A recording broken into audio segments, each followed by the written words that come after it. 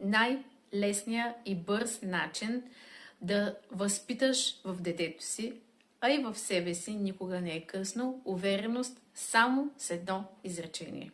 Истината е, че то наистина има тази сила. И то е много просто.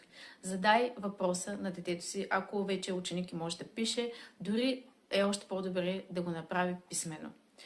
Пак казвам, това не е само за деца, може и ти да го направиш и всъщност дори е по-добре да започнеш със себе си. И то е следното.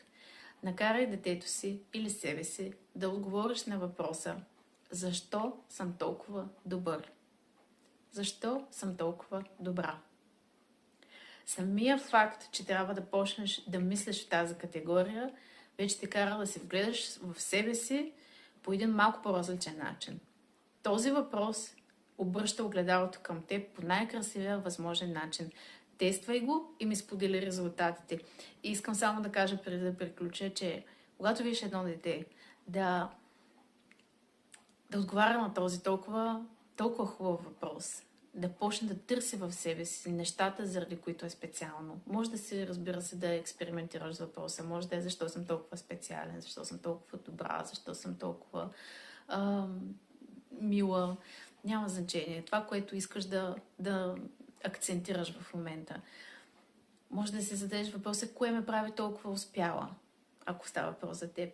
Това, което може би те чувърка в момента. Опитай се да излезеш малко от собствената си черупка, да се погледнеш отстрани и ти гарантирам, че ще откриеш в себе си и особено в детето си неща, за които не си предполагала и ще се почувстваш по начин, по който дори не допускаш в момента.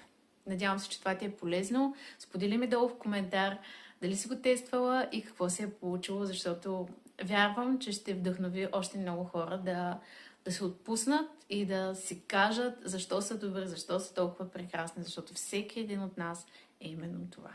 До скоро!